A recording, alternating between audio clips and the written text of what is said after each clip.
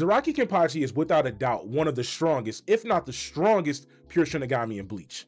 With both his Shikai and Bankai unlocked, we saw the true power of his Zanpakutō, but we still don't fully understand what it actually does.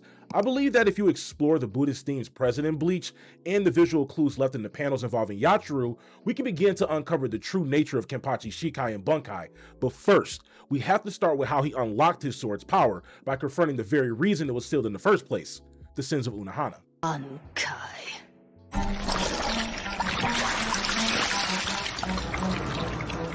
Minazuki. There is only one Kenpachi, and for there to be another one, the previous one has to die. From the moment Unohana locked eyes with Zaraki as he stood on the mountain of bodies, she was on borrowed time in my opinion. The dichotomy of Unohana is that she is a criminal Shinigami known for her tenacity and bloodthirsty sword who sidestepped her fate by taking on a new role in healing.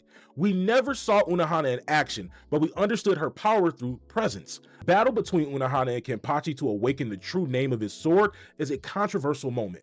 As popular discourse says, her character was wasted. I believe when you look back at the fight, you can't help but notice the symbolism. If Unohana is only going to have one fight, then why not make it against the strongest? Sometimes a character's legacy, in my opinion, is better left untainted. Her sacrifice because she was a limiter for Kenpachi was poetic.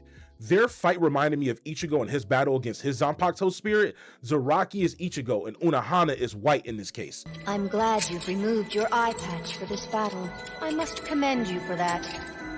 But then, if this is the full extent of your power, I pity you. The sin of Unohana is that her presence is stunting Kenpachi's growth. Their conversation and her observation about his fighting style add perspective to why Kenpachi only uses one hand in battle. She questions his true enjoyment because ever since they crossed blades, Kenpachi has limited his development, keeping enemies around like playdates to be had again. But Unohana sees this as Kenpachi's inability to fully embrace who he is. If he can't fight at maximum potential and stays in a constant state of regression, is he truly enjoying the thrill of battle? She wants to force his other hand onto the blade. What Kenpachi came to admire all those years ago was Retsu Unohana, captain of the Gotei 13, not Yachiru Unohana, who uses cheap tricks to cut Kenpachi, something he despises as he proclaims, "That's not the woman I admired." Yet, she's correct. This is why they're here, to break this haphazard, needless regression Kenpachi put himself under by thinking Yachiru Unohana is a kind woman. She is not. She is violence, destruction. Her blade yearns for battle. With her Bankai, she breaks Kenpachi over and over until the boy who left the scar that still aches in his presence returns. I love fighting. I love it. I can't even explain it. Yes, I know. I probably knew it long before you did. Kenpachi Zaraki. Each defeat peels away a layer of the imposter Kenpachi, unveiling the true beast inside. The death of one Kenpachi as the real Kenpachi rises. The beauty of the exchange is Kenpachi's cry for Unohana, whose light is fading. She lived her purpose. Her life is fulfilled as she finally frees herself from the title. The timing of the panels as Unohana dies and Kenpachi Zanpakutō awakens, it feels like an exchange, a soul for soul. What is an Asuichi before it learns its true name and manifests in Bankai with the fuel you pour into it? Your Zanpakutō is an extension of your soul. As much as I wanted to see Unohana fight, her weight in the story far exceeds what she could have provided in battle. Kenpachi doesn't know the name of his Zanpakutō. He doesn't even know his own name. In the little pink-haired girl that rides on his shoulder, he named after the woman he admired, Yachiru, which breaks down in kanji as 8,000 flows, an allusion to the 84,000 Dharma gates, countless ways to meet you where you are. It's nice to meet you, Kenpachi Zaraki. My name is Nozarashi, and no better battle to test it out against than Gremmy, a battle of imagination. Gremmy's abilities let him imagine whatever he wants, from physical manifestations to clones to the vacuum of space and meteors. On paper, Gremmy should be undefeatable, until he meets the wall that is Kenpachi. Kenpachi is simple. He sees an enemy, deletes their presence, and moves on. As exciting as the spectacle is, Kenpachi walks through Gremmy. As a combatant, Gremmy's purpose, in my honest opinion, is just to allude to the true nature of Kenpachi Shikai. Oh, I've never tried cutting one of those before. You see that, Nozarashi? This is exciting, ain't it? Let's break that down. Nozarashi is commonly rendered as weather-beaten or whether exposed, bones, or skeleton. The kanji literally combines into field or plain, then to bleached/exposed, evoking bones left in the open to be bleached by the sun and wind. It's a long-standing Japanese motif, skull in the field, and even ties to the title Bashio from 1684, a travelogue of Nozarashi Kiku, record of a weather-exposed skeleton. My theory is that when Kenpachi commands Nozarashi to drink, she's taking in everything he's shown her he wants her to cut down. Like he says, look Nozarashi. Kenpachi's belief that he can cut through anything is a transfer of will. I call this a battle of imagination because, like Kenpachi tells Gremmy, that puny imagination of yours can't dream up anything I can't cut down. You know why? Because I'm Kenpachi. Even when he was nameless, Kenpachi shared an equal belief that he and his sword can cut down anything in his path. Kenny destroyed Gremmy, then turned his attention to find Yachiru, who's usually not far behind. When Kenny told Nozarashi to watch, someone else was taking in the sights as well.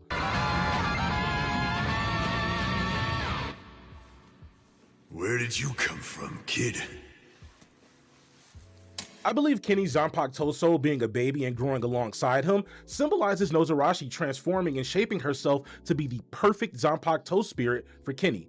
Yachiru needed to be strong like the false name she carries from Kenny's idol Unohana. She also needed to stay connected to Kenny's desires, seeing what he wants to cut and who he values as strong, accumulating battle experience by growing alongside her Soul Reaper. Yachiru is far from weak, and her biggest moment is the conversation she has with Kenpachi post Ichigo, where she tries to erase his loss, saying it was a 2 versus 1. Ichigo had Zangetsu, and Kenpachi was alone. They both vow to get stronger together. Yachiru is no pushover, and she's also the key to Kenpachi's Bankai. I believe his Shikai is about the belief Kenpachi has in his sword, drink in his desire, and cut all he sees. But Kenpachi's Bankai? Well, let's go back to the start of the Gremmy fight, where we get to see the one and only time Yachiru shows off. Kenny says that whenever he gets a tingle like that from somebody, he can't resist slaying them. But since Kenny's not here right now, he won't mind if I kill this guy myself. What's special about Yachiru's Zanpakutō is the mechanic. Her strike hits before, with, and after the swing, a copycat on the front and back. And she's not alone. We see 3 presences, the bone-thin cleaver, the fluffy yellow bruiser, and Yachiru at the center. Now look closely at the weapon the fluffy one is carrying. Now we saw Yachiru grab her Zanpakutō out of a toy box, or just a box of items. But like Asane notices, where did these souls come from? Only Soul Reapers who can do Bankai can manifest her sword spirit, and Yachiru doesn't even call her Zanpakutō by its name. That's because Yachiru, in my opinion, is Kenny's Bankai manifested. What kind of Bankai do you give a man who believes he can cut anything he sees? Yachiru's behaviors are animalistic and impulsive, just like Kenpachi. The importance of Kenpachi naming Nozarashi Yachiru and her adopting the real Yachiru's savage nature is portrayed in the skeleton motif. Skeletons are what Unohana and Kenpachi fought as through her Bankai. Nozarashi's name is an allusion to a withered skeleton. The fluffy beast is Nozarashi, full of Kenpachi's experience, manifesting his beastly mentality. If you didn't notice, like I pointed out, it's holding his Shikai. This is Kenpachi's equal trust in his sword, and his Bankai left unnamed. This is where I go pure theory and lean on what I've learned through Buddhism, connecting names and their meanings. This can all change in Core 4, of course, which I'm excited for. Make sure you subscribe to the channel to stay caught up as we prepare for the final stage of the 1000-Year Blood War arc. During the fight with Gerad Valkyrie, with Byakuya, Toshiro, and Kenpachi, we finally get the reveal of Kenpachi's Bankai. Burning red hot like smoke, shaped like an Oni holding a cleaver, a demon emerges. But what does his Bankai actually mean, and what does it do?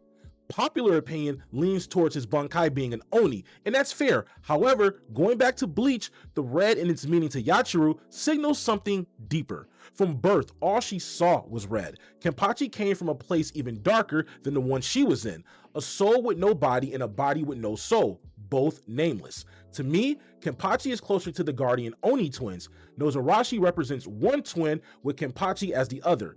Nozarashi is Ungyu. He symbolizes latent strength. The mouth held shut contains force. The eye patch, the grin, Kenpachi wears before letting loose. Symbolized through his release command, drink.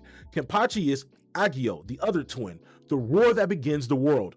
Red skin, Horn, the Cleaver Swarm like of Raja Club. Together, they are Aun, the first and the last breath, gate guardians of the Buddha and Dharma. The relationship between Kenpachi and Yachiru may go back a long time, but the relationship between Nozarashi and Kenpachi, they're still kind of working that out a little bit. I believe when Yachiru, or now Nozarashi, said she gave Kenny too much of his power back, that's exactly why she manifested outside of his sword in the first place.